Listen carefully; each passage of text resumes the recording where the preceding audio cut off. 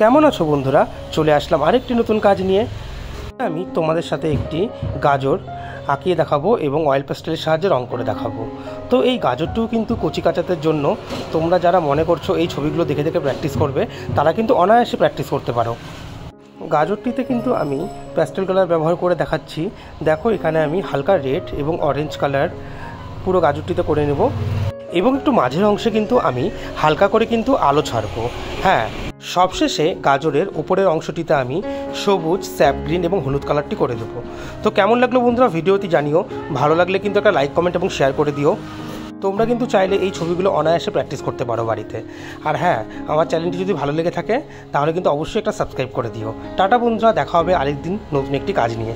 আজকের মতো এখানেই টাটা।